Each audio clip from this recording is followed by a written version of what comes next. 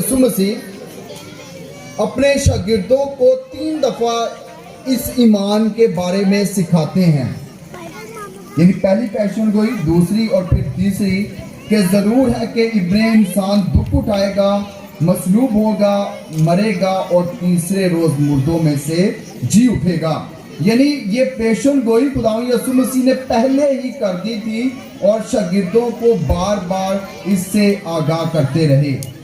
اور آج جب ہم اکٹھے ہوئے تو ہم اسی ایمان کو مناتے ہیں اور اسی ایمان کی گواہی دیتے ہیں کہ خداوند یسوع مسیح مصلوب ہوا، خداوند یسوع مسیح دکھ اٹھایا، مصلوب ہوا، مر گیا اور تیسرے روز مردوں میں سے جی اٹھا۔ ہم نے خداوند یسوع مسیح کا تجربہ کیا، اس کے دکھوں کا بھی، اس کے مصلوب ہونے کا بھی، اس کے مرنے کا بھی، اور ابھی تجربہ کیا ہے اس کے جی اٹھنے کا۔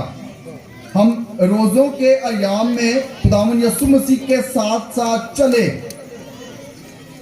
14 مقام کی عبادت کے ذریعے، دعا کے ذریعے، روزہ کے ذریعے، خیرات کے ذریعے، اور پھر جب خداوند یسوع مسیح کو قربان کیا گیا صلیب پر، تب بھی ہم صلیب میں خداوند یسوع مسیح کے ساتھ ساتھ چلے۔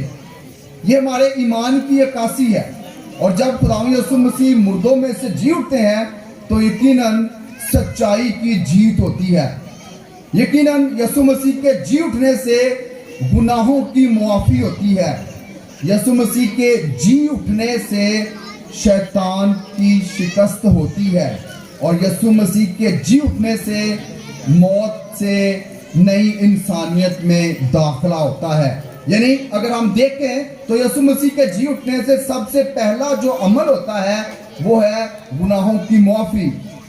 یسوع مسیح کے جی اٹھنے سے ہم شیطان پر زور آور اور شیطان کو شکست دیتے ہیں۔ یسوع مسیح نے بھی ایسا ہی کیا، اور یسوع مسیح کے جی اٹھنے سے موت سے نئی زندگی کی طرف سفر کرتے ہیں۔ میرے عزیزو، جب ہم غور کرتے ہیں گناہ، کہ کس طرح ہم گناہ کی دلدل میں پھنسے اور کس طرح ہمارے نجات دہندہ خداوند یسوع مسیح نے ہمیں گناہ سے نکالا۔ جب خدا نے انسان کو خلق کیا، پوری کائنات کو خلق کیا، انسان کو بنایا، تو خدا نے باغ عدن میں رکھا، اور تب باغ عدن میں جب خدا نے رکھا انسان کو، تو خدا نے انسان کو صرف ایک ہی حکم دیا تھا، صرف ایک حکم، اور وہ حکم کون سا تھا؟ کہ درخت کا پھل نہیں کھانا۔ باقی کوئی حکم نہیں تھا، کوئی انسٹرکشن نہیں تھی، صرف یہی تھا کہ یہ کام نہیں کرنا، اس کام سے رکنا ہے، اس کام سے باز آنا ہے۔ لیکن انسان کی زندگی میں انسان ہنسی خوشی زندگی گزار رہا تھا، اور یہ ہنسی خوشی جو ہے وہ شیطان کو پسند نہیں آتی۔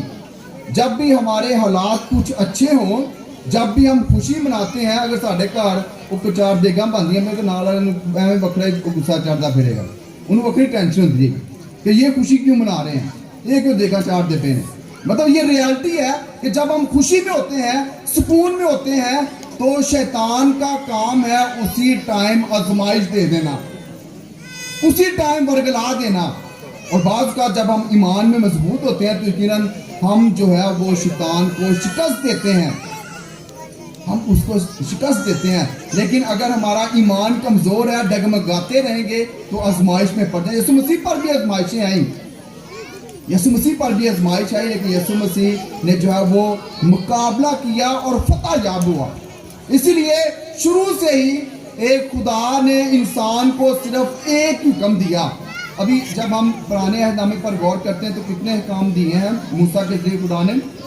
10 حکام۔ اور یسوع مسیح پھر کس حکم کی بات کرتا ہے؟ کتنے حکم دیتا ہے؟ ایک ہی حکم دیتا ہے، 2 باتوں کو ایک میں تبدیل کر دیتا ہے۔ یعنی دیکھیں باغ عدن میں بھی خدا نے صرف ایک ہی حکم دیا تھا کہ اس درخت کا پھل نہیں کھانا۔ پھر موسیٰ کے ذریعے جو ہے وہ 10 احکام دیتا ہے خدا۔ پھر جو ہے وہ دوسری جو مطلب یہودی تھے فقی فریسی نے، انہوں نے ان 10 احکام سے بڑھا کر 613 کر دیے۔ اور پھر یسوع مسیح جب اس دنیا میں آتے ہیں وہ پھر جو ہے وہ ایک ہی حکم دیتا ہے، اور وہ حکم کیا ہے؟ اپنے سارے دل سے، اپنی ساری جان سے، اپنی ساری عقل اور اپنی ساری طاقت سے خدا سے پیار اور ہمسائے سے پیار، یعنی دو باتوں کو ایک ہی کر دیا۔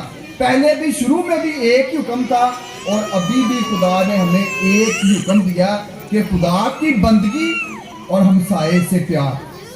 لیکن شیطان کو پسند نہ آیا کہ انسان کیوں ہنسی خوشی رہ رہا ہے، کیوں سکون میں رہ رہا ہے، تو وہ انسان کو آزمائش دیتا ہے، درخت کے پھل کی آزمائش دیتا ہے، اور اس درخت کے پھل کی وجہ سے انسان کی زندگی میں گناہ آتا ہے۔ اس درخت کے پھل کی وجہ سے پہلے سب کچھ ٹھیک تھا، انسان خدا کے ساتھ رہتا تھا اور ہر شام خدا جو ہے وہ انسان سے ملاقات کرتا تھا، یعنی انسان کی خدا کے ساتھ ملاقات ہوتی تھی۔ لیکن جیسے ہی انسان نے گناہ کیا، غلطی کی، آزمائش میں گرا، تو پھر جو ہے وہ اپنے آپ کو چھپاتا پھر رہا تھا۔ لیکن جب ہم گناہ میں ہوتے ہیں، گناہ رویل یعنی ظاہر ہو جاتا ہے، تو ہم بھی چھپتے پھرتے ہیں کہ کسی طریقے میں لوگ جانا۔ لیکن خدا تو خدا ہے، خدا سے ہم نہیں چھپ سکتے، ہم ایک دوسرے سے چھپ سکتے ہیں جب گناہ کرتے ہیں، لیکن ہم خدا سے چھپ نہیں سکتے۔ اسی لیے جب خدا شام کو آیا تو آواز دیتا ہے کہ آدم آدم آدم، کہنا میں تو ننگا ہوا، مطلب میں گناہ کر بیٹھا ہوں، میں نے تو گناہ کر لیا ہے، میں نے تو حکم کو توڑ دیا ہے۔ اور یقیناً جب ہم شیطان کے ساتھ ہوتے ہیں، جب شیطان کی وفاداری کرتے ہیں، پھر خدائی راستے کو ترک کر دیتے ہیں، اور وہ ہے گناہ۔ جب خدا کے حکموں کو توڑ دینا، خدا کے حکموں کی نافرمانی کرنا، تو وہ ہے گناہ۔ خدا نے ایک حکم دیا، انسان وہ ایک حکم کوئی ادا نہ کر پایا، تو اسی وجہ سے انسان کی زندگی میں گناہ آیا، اور گناہ کی وجہ سے انسان غلام بن گیا۔ غلام بن گیا انسان، کس کا غلام بنا؟ شیطان کا غلام بنا، شیطان کا غلام بنا۔ رات کی عبادت میں یقیناً جب بپتسمے کے تجدید کی رسم ہوئی ہوگی تو فادر جی نے سوال کچھ کیے ہوں گے، کیا آپ شیطان کو ترک کرتے ہیں؟ تو آپ کا جواب کیا تھا؟ جی ہاں، ہم ترک کرتے ہیں۔ اس کی سلطنت کو ترک کرتے ہیں؟ تو آپ کا جواب ہوگا جی ہم ترک کرتے ہیں۔ اس کے برے ارادوں کو آپ ترک کرتے ہیں؟ تو آپ کا جواب بھی یہی تھا کہ ہم ترک کرتے ہیں۔ یہ شاید فرضی طور پر ہو، یہ شاید فرضی طور پر ہم الفاظوں کا جواب دے رہے ہیں، لیکن جب تک ہم ایمان میں مضبوط نہیں ہوں گے۔ پھر ایک اور سوال تھا، کیا آپ خدا قادر مطلق باپ پر جو آسمان اور زمین کا خالق ہے اس پر ایمان رکھتے ہیں؟ اصلی جواب دیتا گیا ہاں جی۔ نجات دہندہ یسوع مسیح پر، پاکما کیتھولک کلیسیا پر جو ہے وہ ایمان رکھتے ہیں؟ سارا جواب پھر ہاں جی ہوگا۔ یہ شاید ہم جو ہے اس کو فرضی طور پر، لیکن یہ کلیسیا ہمیں دعوت دیتی ہے کہ ہم اپنے ایمان کا دہراؤ کریں، تجدید کریں، نیا ہو جائیں، کیونکہ یسوع مسیح کے جی اٹھنے سے نیا پن آ گیا۔ لیکن جب الفاظ کی بات کریں کہ ہم کہتے ہیں ترک کر دیا، لیکن شاید جب پریکٹیکلی، جب عملی طور پر کرنا ہو تو ہم اسے ترک نہیں کر پاتے۔ شاید ہم بھی اسی طرح ورگلاوے میں آ جاتے ہیں جس طرح آدم اور حوا آ گئی اور گناہ آ گیا۔ لیکن اس گناہ کو مٹانے کے لیے خدا نے اپنے بیٹے کو اس دنیا میں بھیجا، نجات دہندہ خدا یسوع مسیح کو بھیجا، کہ خدا نے دنیا سے ایسا پیار کیا کہ اپنا اکلوتا بیٹا بخش دیا تاکہ جو کوئی اس پر ایمان لائے ہلاک نہ ہو بلکہ ہمیشہ کی زندگی پائے۔ یعنی نجات دہندہ کے آنے سے، قربان ہونے سے گناہ جو ہے وہ ختم، اور اس کے جی اٹھنے سے شیطان پر جو ہے وہ شیطان کو شکست ہوئی، شیطان کو شکست ہوئی یسوع مسیح کے جی اٹھنے سے۔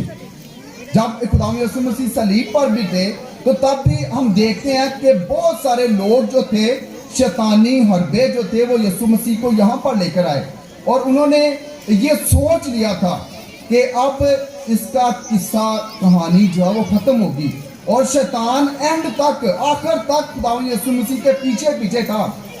ایون جب گتسمنی باغ میں بھی تھے تب بھی شیطان جو ہے وہ آزما رہا تھا، اور خدا یسوع مسیح کہتے ہیں کہ اب آپ اگر ہو سکے تو یہ پہلا مجھ سے ٹل جائے، لیکن میری نہیں بلکہ تیری مرضی پوری ہو۔ اور پھر جب تک خدا یسوع مسیح نے یہ نہیں کہا کہ اے باپ میں اپنی روح تیرے ہاتھوں میں سونپتا ہوں، تب تک شیطان جو پیچھے کھڑا ہو کر دیکھتا رہا۔ پیچھے کھڑا ہوकर دیکھتا رہا. اور پھر شیطان جو ہے وہ اس نے سمجھا کہ میری جیت ہوگی. تو ابلیسیوں کی صورت میں انہوں نے سمجھا کہ ہماری جیت ہوگی ہے. ہم نے اس یسوع کو جو اپنے آپ کو خدا کا بیٹا اور خود خدا کہتا تھا, ہم نے اس نجات دہندہ کو, اس خداوند کو جو ہے وہ قبر میں ڈال دیا ہے. اب اس کا قصہ کہانی جو ہے وہ ختم ہو گئی ہے, اب ختم ہو گیا کام. لیکن انہیں کیا پتا تھا کہ یہ تو وہ خدا ہے جو زمین کو, قبر کو بھی چیر کے باہر نکل آتا ہے. یہ وہ خدا ہے جس نے